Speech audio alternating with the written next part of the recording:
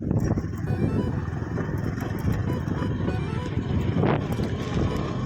मित्रांनो, फायनली आपण आता आजोबा पर्वतकडे चाललेलो आहे. व्हिडिओ आधी सुरू करायचं कारण म्हणजे आजी डोळ्याने दिसतं ते कॅमेरा काय पाहणार आहे आपण, त्यामुळं पार्टी आल्यापासून नंतरच व्हिडिओ चालू केला आहे.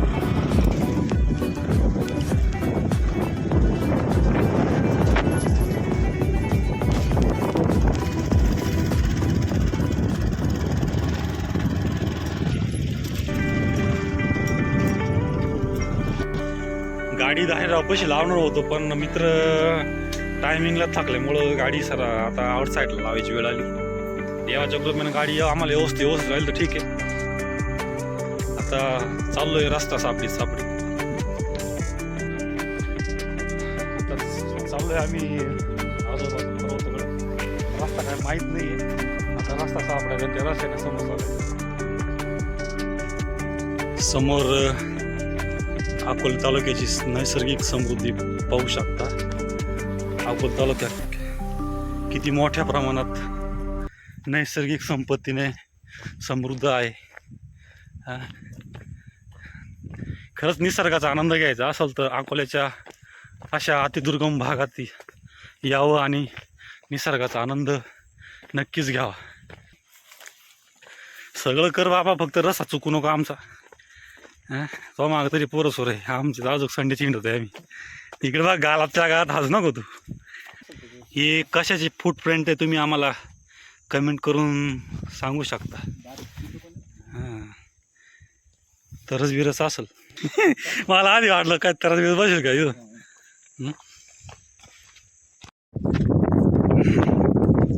हा चालू आहे रस्ता आजोबा पर्वतकडे.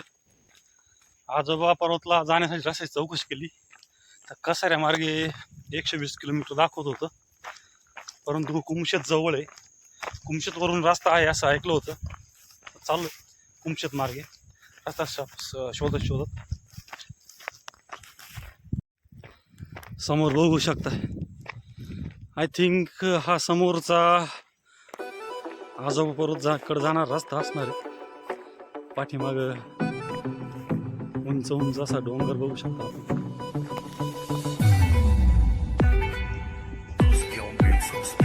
रस्ता काय सापडून नाही राहिला.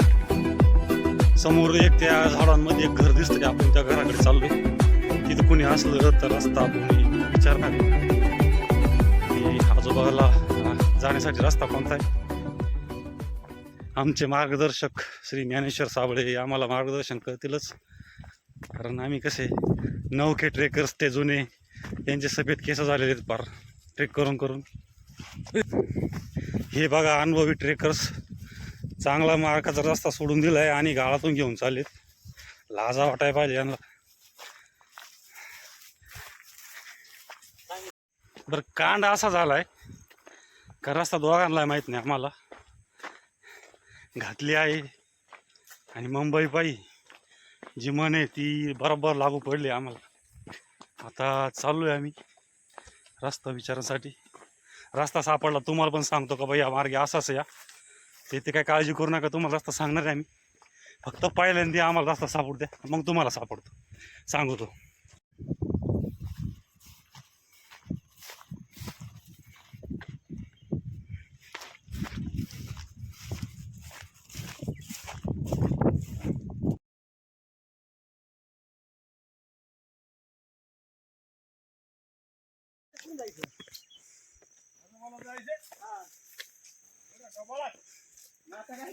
गबाळ काय झाड काय सारखेच आहे.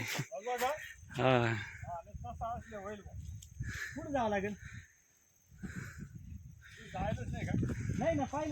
दाराव पर्यंत आलतो आम्ही आधी.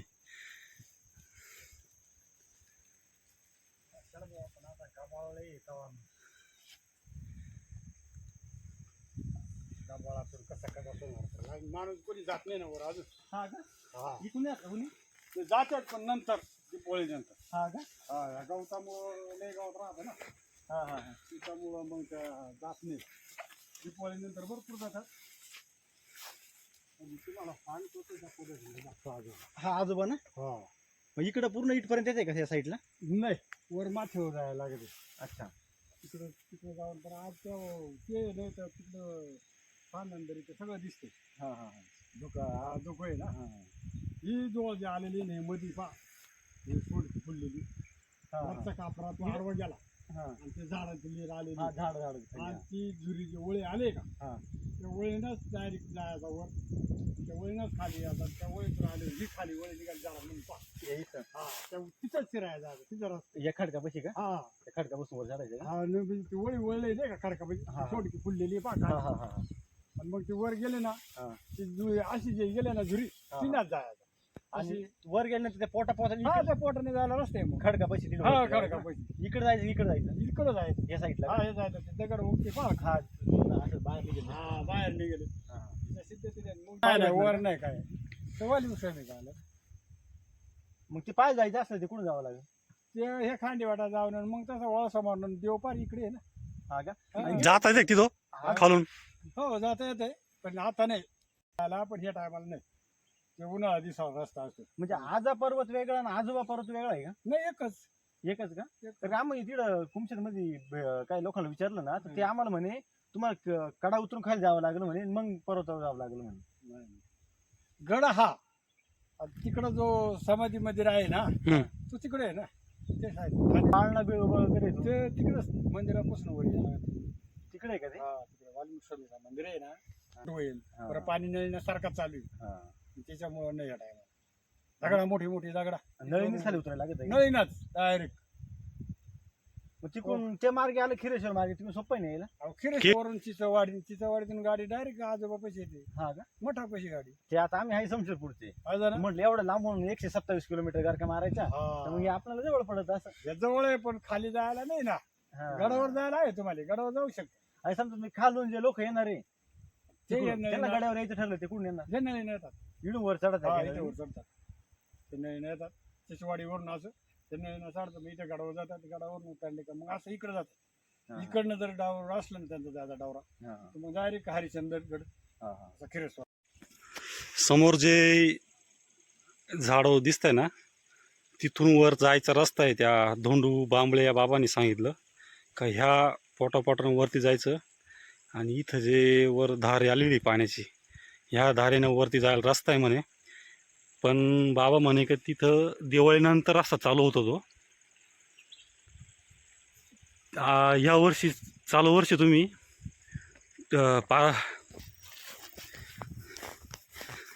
कांड असा झाला आहे की बाबांनी सांगितलं आहे की चालू वर्षी पहिल्यांदा तुम्ही आलेत अजून कुणी आले नाही आहे आणि रस्तासुद्धा अजून तयार झालेला नाही आहे. खूप पाऊस असल्यामुळे रस्ता घसरणीचा आहे आणि जाताना सांभाळून जा म्हणे. वर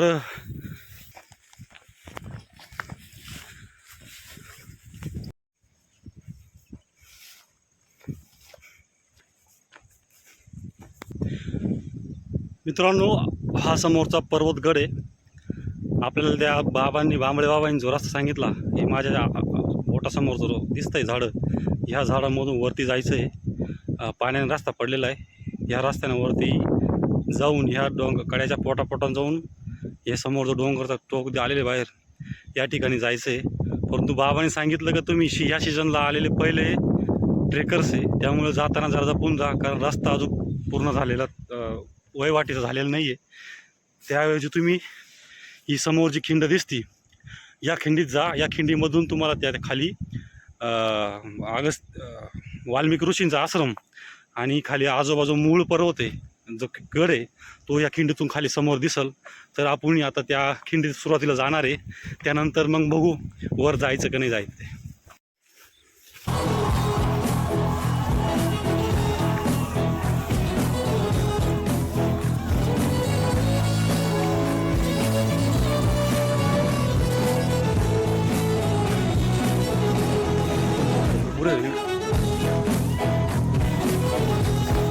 काय रे हम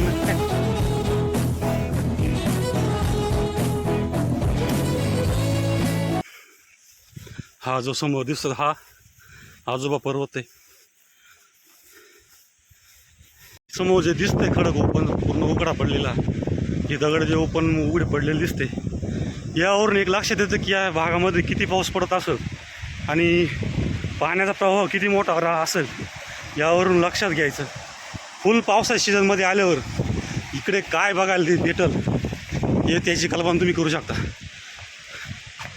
नाशिक बाबांनी सांगितल्याप्रमाणे इथे एक समोर छोटंसं मंदिर आहे. आपण आता त्या मंदिराजवळ आलो आहे. कोणत्या देवतेचं मंदिर आहे ते बघू, तुम्हाला पण दाखवतो. बाबांनी सांगितल्याप्रमाणे या मंदिरानंतर पुढं रस्ता नाही आहे, एक छोटीशी पाऊलवाट आहे. ती पाऊलवाट तुम्हाला वरती त्या या ठिकाणी घेऊन जाते. तर ती पाऊल आधी वाट शोधू आपण, मग ठरवू तर आधी खिंडीमध्ये जायचं किंवा आधी पर्वताकडे जायचं. तुम्हाला आधी मंदिर दाखवतो कोणतं आहे ते. मंदिराच्या आजूबाजूला बघू शकता किती घनदाट प्रकारचं जंगल आणि गवत आहे. यातच खरी निसर्गाची सुंदरता आहे. एकांत अशा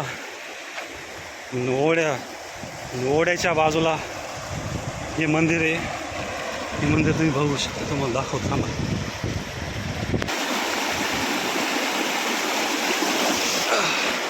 आता मंदिराजवळ आलो आहे. मंदिरच दरवाजा बंद आहे. इथं शेंदूर लावलेले आहे एका ठिकाणी, ते तुम्हाला दाखवतो मध्ये काय आहे ते. मित्रांनो, पाठीमागं जो दिसतोय हा पर्वतगड आहे. आपण या समोरच्या खिंडीत जाणार आहे. त्यानंतर असला रस्ता तर वरती जाणार आहे, नाही तर मग बघू कॅन्सल करायचं ते. आणि तुम्हाला म्हणल्याप्रमाणे इथं या ठिकाणी छोटंसं एक मंदिर आहे. मध्ये एक देवता आहे. देवतेचं नाव बाबांनी काही सांगितलं नाही, पण एक सुंदर छोटंसं मंदिर आहे निसर्गाच्या कुशीत बसलेलं. आता हे पाठीमागं जंगल बघू शकता. एकट्याने दोघांमध्ये फिरण्यात हा जो मजा आहे ती मजा पैसे देऊन भेटू शकत. मागाशी म्हटलं नाही तुम्हाला मी, जे डोळ्याने दिसते ते कॅमेऱ्यात काय दिसणार आहे, त्यामुळे म्हणण्याचा उद्देश हाच होता. जे डोळ्याने भरपूर दिसू राहिलं आपल्याला त्याचा आनंद घ्या. मस्त जागा, नियोजन, आनंद घ्या. वरती खिंडीत गेल्यावर तुम्हाला दाखवतो पुढं कसं ते. गणेशराव घेऊन चालले गावतामधून. हे बघू शकता गावात मागे त्याला रस्ता सापडणार मला दाखवून. शेवटी पायात फक्त सेफ्टी म्हणून बुटं घातलेत. कधी ट्रेकला आले घोट्यापर्यंत बुटं असतील अशा हिशोबानं बुटं घालून या. सँडल चपला घालून येऊ नका, कारण आपला अकोले तालुका या बाबतीत खूप फेमस आहे. कशाबद्दल फेमस तुम्हाला माहिती आहे. याच्या आधी 2-3 प्रकरणं पण चालते, तेव्हा मी काय बोलू इच्छित नाही. पण ट्रेकला येताना काळजी घ्या.